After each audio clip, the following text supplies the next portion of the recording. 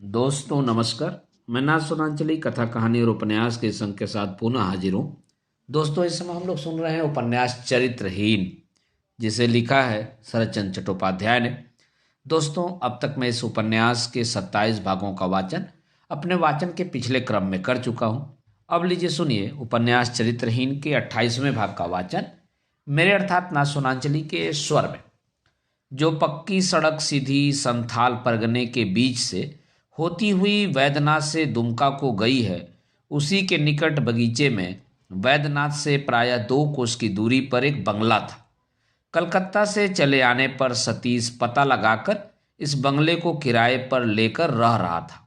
अपने साथ समझौता कर लेने के लिए वह इस एकांत स्थान में अज्ञातवास कर रहा था। इसीलिए जब उसने देख लिया कि इसके आसपास गांव नहीं है, सामने के मार्ग में लोगों का चलना फिरना भी बहुत कम है, तब प्रसन्न होकर उसने कहा, यही मुझे चाहिए। ऐसी ही निर्जन नीरवता की मुझे आवश्यकता है। कलकत्ता से वह जो दुख और यपयस का बोझ लेकर आया था, एकांत में बैठकर एक एक करके इन्हीं सबका लेखा जोखा कर लेना उसके मन को पसंद था। सबसे पहले सावित्री को अत्यंत घृणा करने की उसे आवश्यकता है। दूसरी बात, पथुरिया घाट की भाभी को भूल जाना चाहिए। और तीसरी बात, उपेन भैया के साथ संबंध विच्छेद कर ही देना पड़ेगा। इन सब कठिन कामों को इस वन में बैठकर पूरा कर डालना ही उसका उद्देश्य है। उसके साथ था बिहारी और देसी रसोइया ब्राह्मण। बिहारी का काम था बाबू की सेवा करके शेष समय में रसोइया के साथ वादानुवाद करके उसे मूर्ख और अनाड़ी सिद्ध करना, और दूसरे का काम था दाल भात पकाकर शेष समय में बिहारी के साथ झगड़ा करके यही सिद्ध करना कि सब्जी आदि का पैसा दोनों हाथों से चुरा रहा है। इसलिए इन लोगों का समय तो एक तरह से बीतने ही लगा, लेकिन जो मालिक थे वे प्रतिक्षण केवल संसार तत्व चिंतन में ही मग्न रहते थे। संसार में कामनी कंचन ही सभी अनर्थों की जड़ है, वैराग्य ही परम वस्तु है, पक्षियों की बोली ही चरम संगीत है, वन पर्वत ही सौंदर्य का सच्चा आदर्श है। इस सत्य को पूर्ण रूप से हृदयंगम करना ही उनकी साधना की वस्तु है। इसलिए बरामदे में एक टूटी आराम कुर्सी पर सारा दिन बैठकर सतीश पक्षियों का कलरव कान खड़े करके सुनने लगा। महुआ के वृक्ष पर हवा की सोसों की आवाज किस राग रागनी से भरी हुई है, इस पर विचार करने लगा।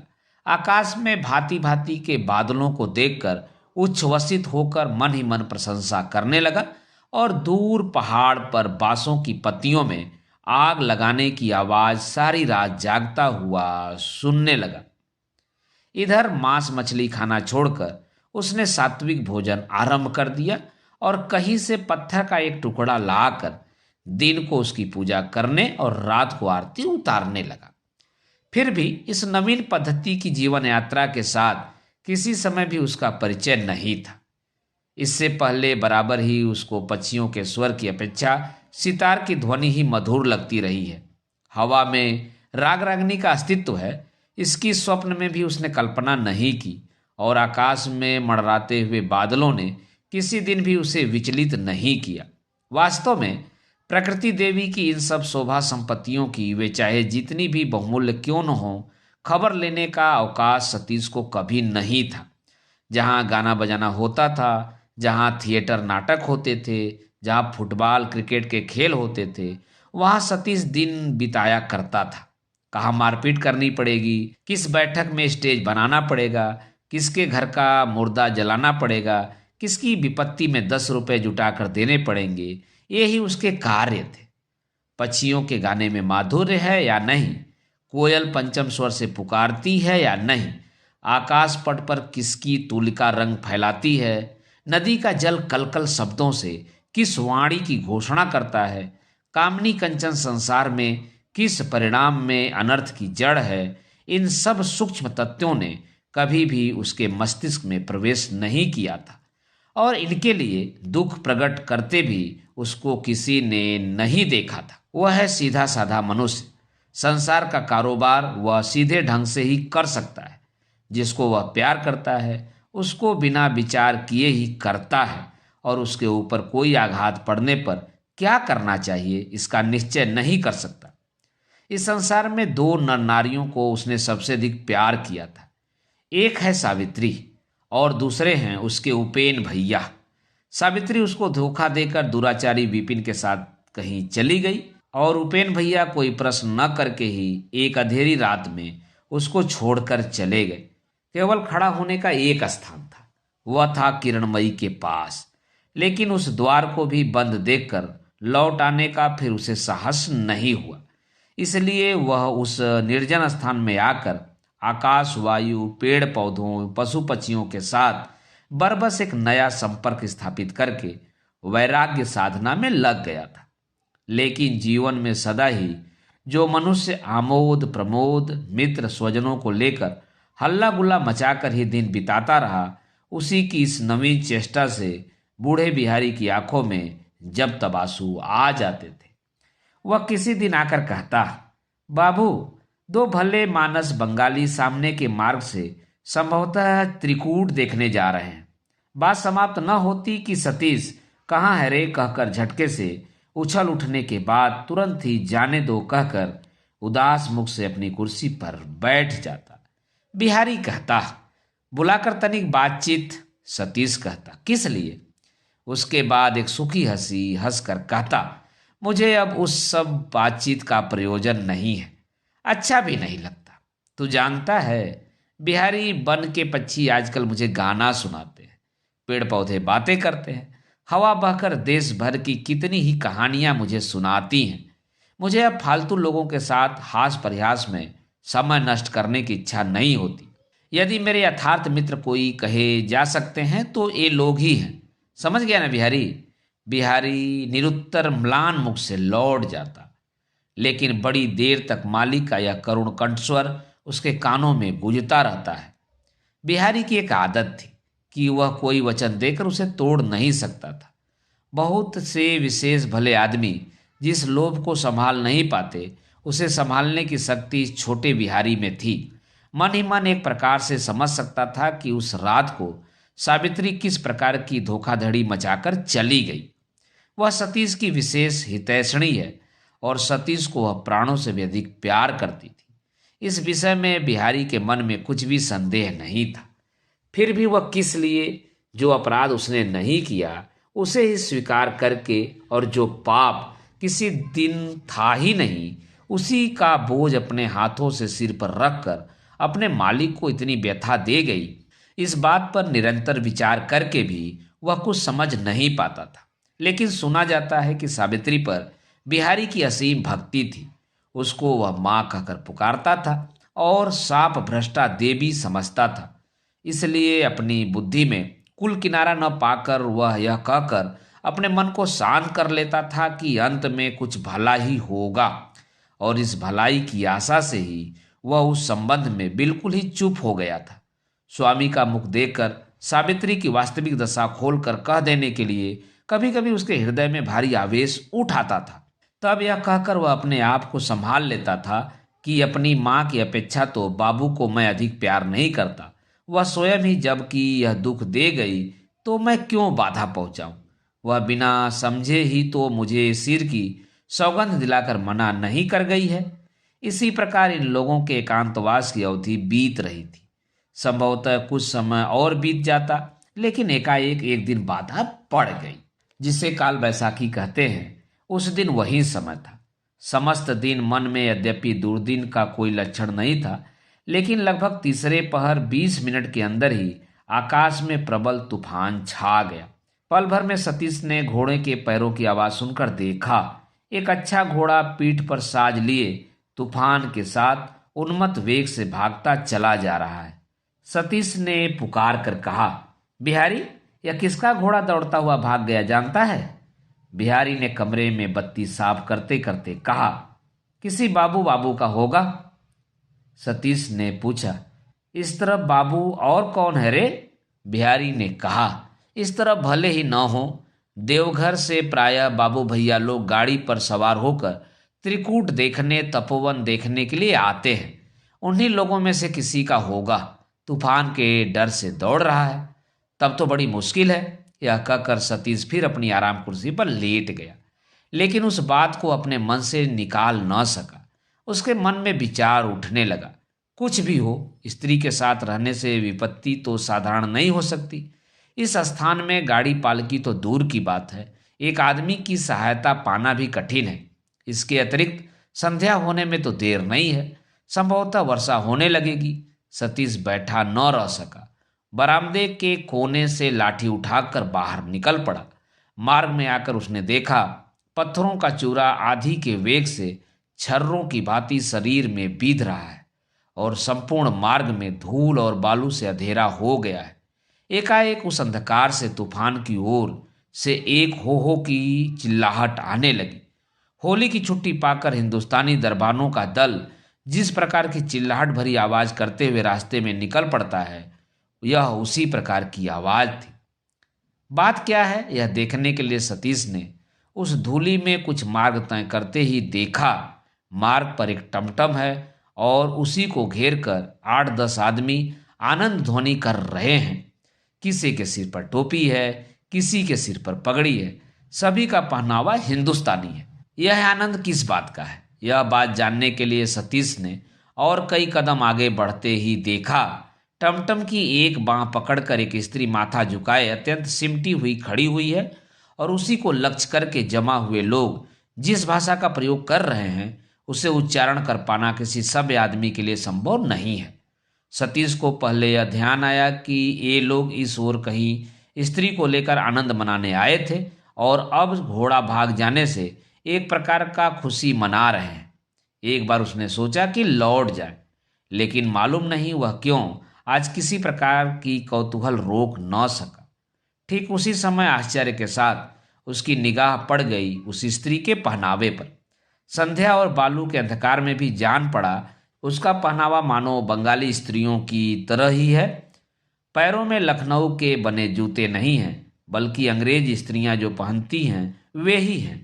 अकस्मात उस स्त्री ने ऊंचे स्वर से पुकार कर कहा, महाशय मुझे बचाइए, बचाइए। एक ही क्षण में सतीश के वैराग्य का नशा हवा हो गया।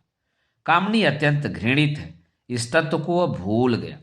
बाघ की तरह कूदकर वह एकदम ही उस औरत के निकट जा खड़ा हुआ। उसने कहा, क्या हुआ है? उस स्त्री ने इतनी देर तक अकेले बहुत ही कष्ट सहन किया था, इस बार मुंह ढक कर बैठ गई और रोने लगी।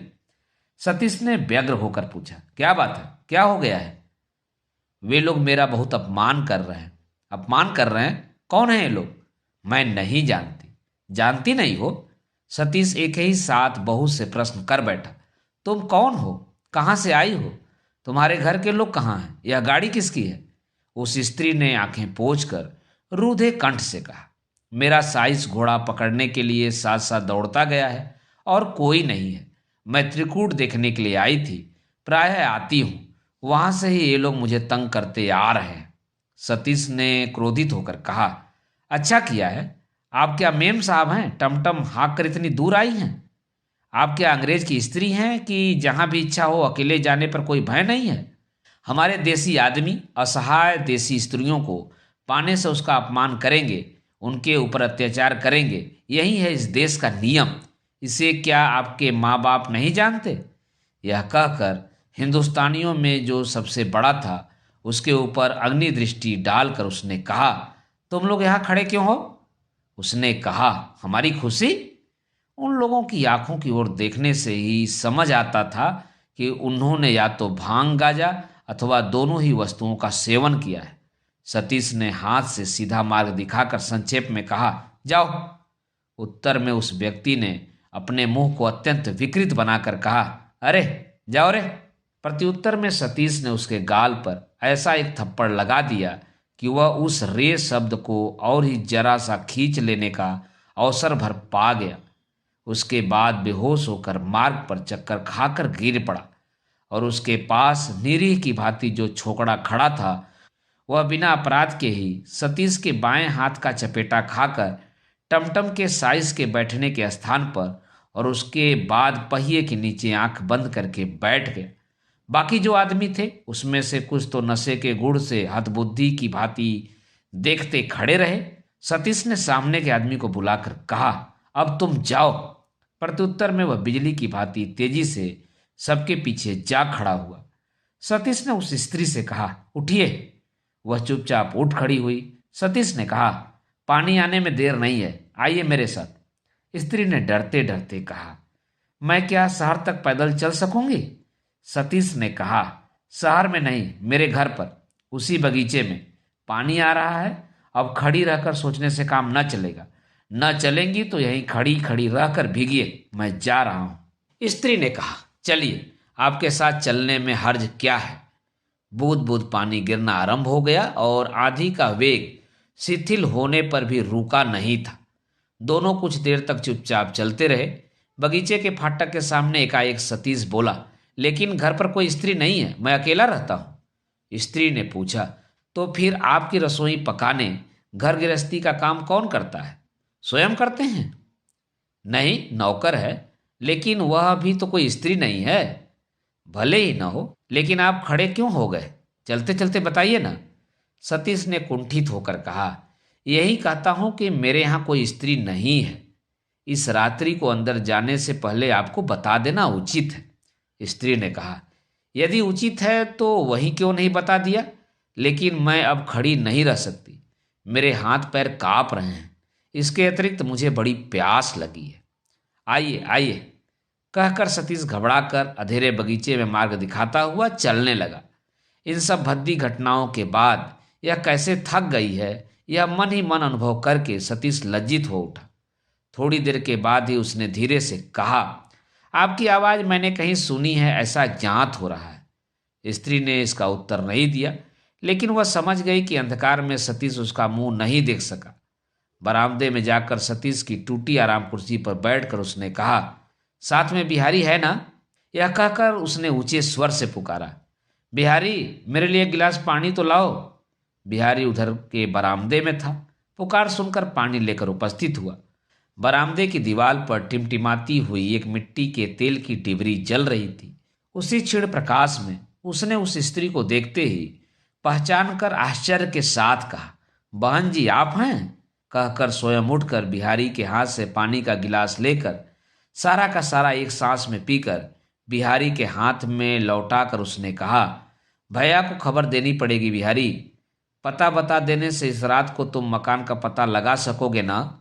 बिहारी ने गर्दन हिलाकर कहा, नहीं बहन जी, मैं तो शहर का कुछ भी नहीं जानता।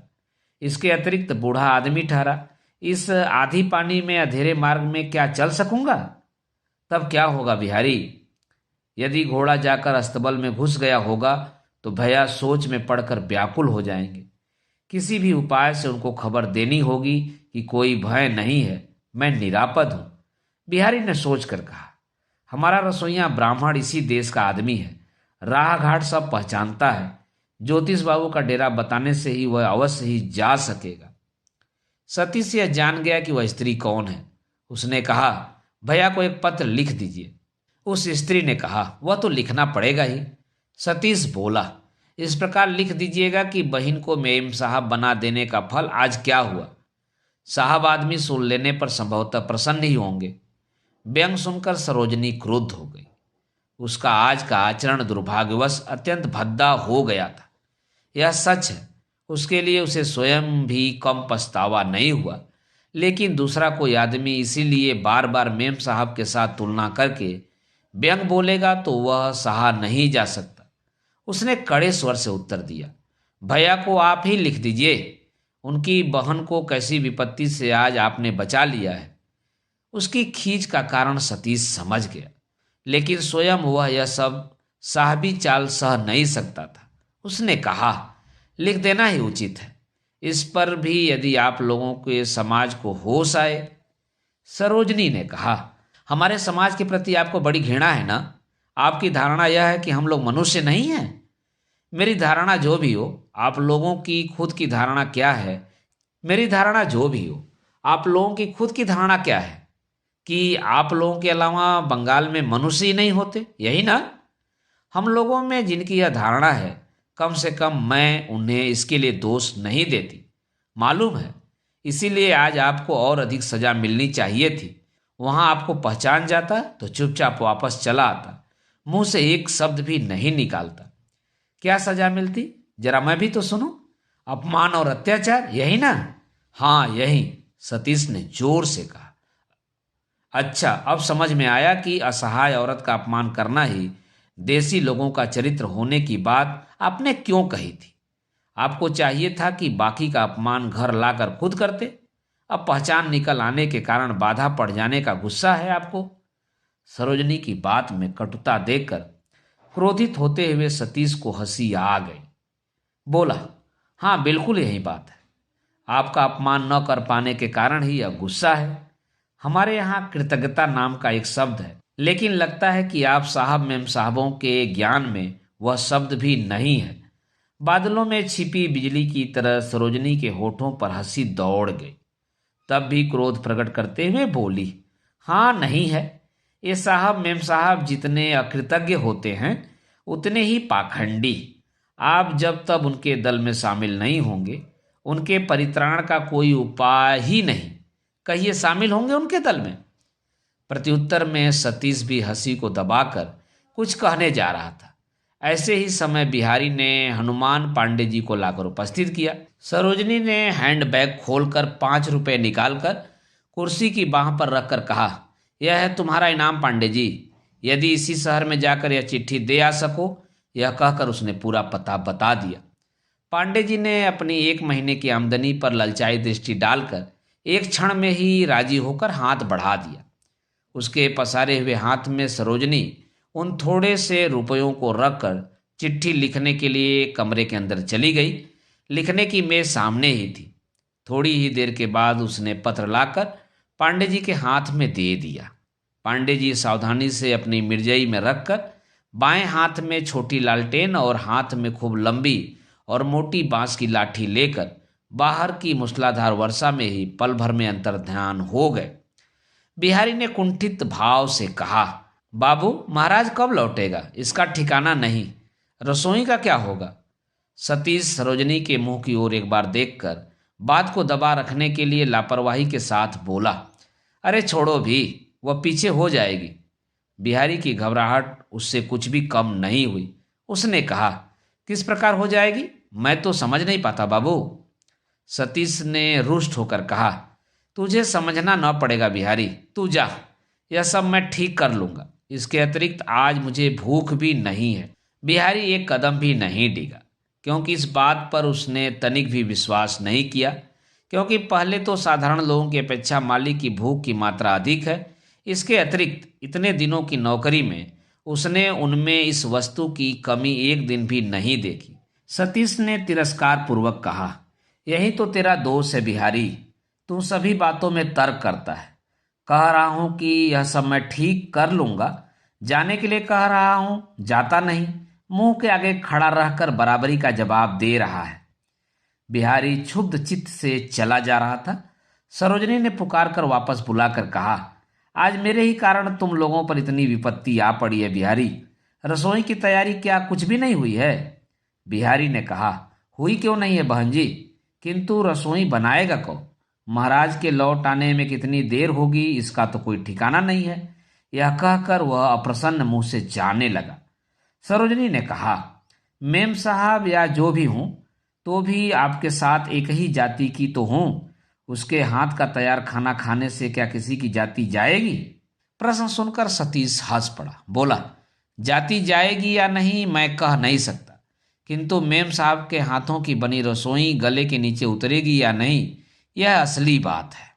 ऐसी बात है, मेम साहब के हाथ की बनी रसोई खाने से वे भूल न सकेंगे। यह कहकर सरोजनी हंसी और इत्र की गंध से समूचे कमरे को मानो तरंगित करके तेज कदम से उठकर दूसरे कमरे में चली गई। 5-6 मिनट के बाद जब वह बाहर आई, तब उसकी ओर देखकर सतीश क्षण भर के लिए मुग्ध हो गया। जूता मोजा के बदले दोनों पैर खाली थे। रेशम की कुर्ती साड़ी के बदले केवल कमीज पर एक सादी लाल पाड़ की धोती पहने थी। देखकर सतीश की दोनों आंखें शीतल हो गईं। उच्छ्वसित कंठ से बोला, क्या ही सुंदर आप दिखाई पड़ रही हैं, मानो लक्ष्मी देवी ही हैं। सुनकर सरोजनी की सिराओं में आनंद की बाढ़ आ गई, लेकिन अत्यंत लज्जा से सिर झुकाकर उसने कहा, जाइए, परिहास करने से पकाऊंगी नहीं, कहे देती हूं। तब उपवास करना पड़ेगा। लेकिन इस लज्जा को उसने उसी क्षण दबा दिया, क्योंकि वह जानती थी लज्जा को प्रशय देने से वह उत्कट हो उठती है। इसलिए सिर ऊपर उठाकर उसने हंसते हुए कहा, प्रशंसा बाद में होगी, अब रसोई घर किस मोहल्ले में है दिखा देने को कह दीजिए। कहकर वह स्वयं ही आगे बढ़ गई। दोस्तों, अभी आप सुन रहे थे उपन्यास चरित्रहीन के 28वें भाग का वाचन मेरे अर्थात नाथ सोनांचली के स्वर में। दोस्तों, इस उपन्यास के अगले भागों का वाचन आप मेरे वाचन के अगले क्रम में सुन सकते हैं, तो सुनना न भूलें और जुड़े रहें कथा कहानी और उपन्यास के साथ। धन्यवाद। नमस्कार।